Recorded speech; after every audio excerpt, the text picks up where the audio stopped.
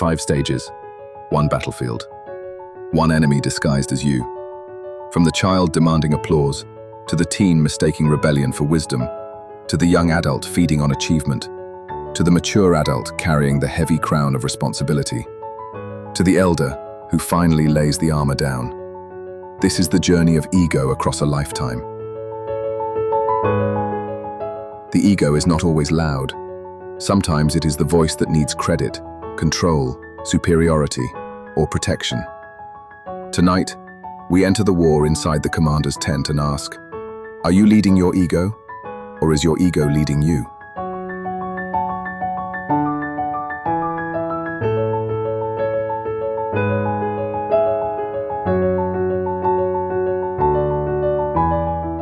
Picture a young recruit, barely old enough to hold a wooden sword. He charges across the training ground, screaming his own name like a war cry. Every swing of his blade is accompanied by declarations of his prowess. I'm the strongest, I'm the bravest, watch me! The other children scatter, not from his skill, but from his desperate need to prove himself. This is ego in its purest form. Raw, unfiltered, demanding recognition from every witness on the battlefield. The child warrior doesn't fight for victory, he fights for applause. Every small triumph becomes a legend in his own mind. Every wooden sword becomes Excalibur. Every training dummy becomes a defeated giant.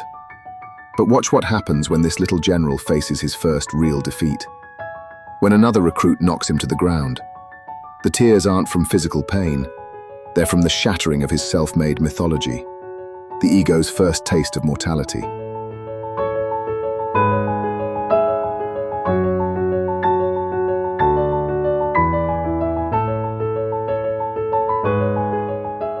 Years pass. Our warrior has grown, but the battlefield has grown more complex. Now he faces not just opponents, but judgment from commanding officers, expectations from family, the weight of tradition. The teenage soldier rebels against every authority except one, the voice in his head that whispers he knows better than everyone else. He questions every order, challenges every strategy, convinced that his untested theories are superior to battle-hardened wisdom. The ego has evolved from demanding attention to demanding respect it hasn't earned. He decorates his armor with symbols of his achievements, real and imagined. He speaks loudly in the war councils, drowning out veterans with his certainty. The irony is brutal. In trying to prove he's not a child anymore, he becomes the most childish version of himself. His ego builds walls around him, disguised as armor, but really just isolation. He fights alone, trusting no one, because admitting he needs help would mean admitting he's not the invincible force he's convinced himself he is.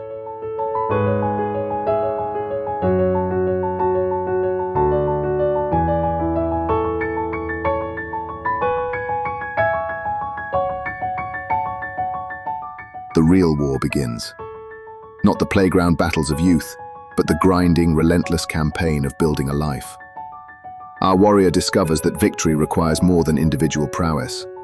It demands strategy, alliances, the ability to sometimes retreat and regroup. But the ego, now sophisticated and cunning, adapts. It no longer screams for attention. It manipulates for position. It studies the battlefield, not to serve the mission, but to serve itself. Every relationship becomes a potential source of validation. Every achievement becomes ammunition for the ego's narrative of superiority. The young adult warrior climbs the ranks, but notice what happens. Success feeds the ego until it becomes bloated, demanding larger and larger victories to satisfy its hunger. Failure is no longer a teacher. It's an enemy to be denied, blamed on others, explained away. The ego builds elaborate fortifications around its self-image, becoming both castle and prison. Watch him in the thick of battle, achieving real victories, but unable to enjoy them because the ego immediately demands the next conquest. It's never enough. The goalposts keep moving. Today's triumph becomes tomorrow's minimum expectation.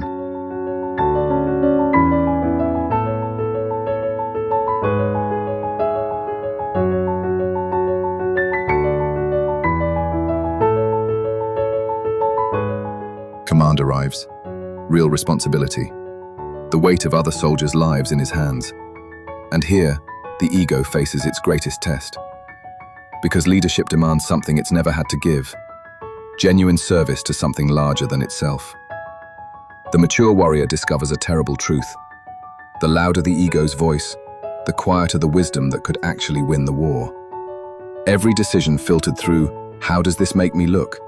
becomes a decision that serves no one. The elaborate armor of self-importance becomes too heavy to move effectively in battle. He begins to notice the most effective leaders around him. They carry their authority lightly. They listen more than they speak. They share credit and accept blame. Their egos haven't disappeared. They've been enlisted in service of the mission rather than service of themselves. This is where the real battle begins. Not against external enemies, but against the internal commander who's been giving orders for decades. The ego fights back viciously because it senses its absolute rule is threatened. It whispers that humility is weakness, that admitting mistakes is defeat, that trusting others is surrender.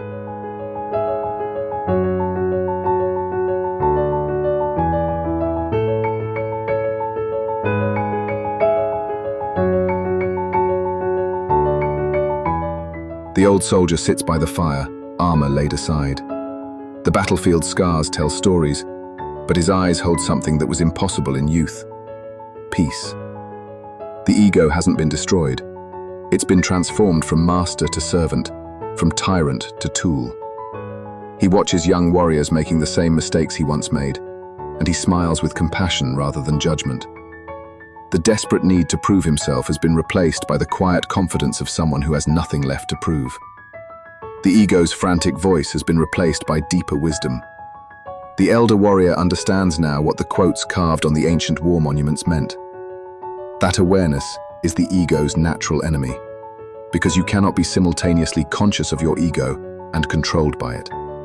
That the moment you see the puppet strings, you're no longer just the puppet. He's learned the final lesson of the battlefield. The greatest victory isn't defeating your enemies, it's no longer needing to. Every night, we gather by the fire to remember what we've learned on the battlefield of existence. The ego isn't the enemy.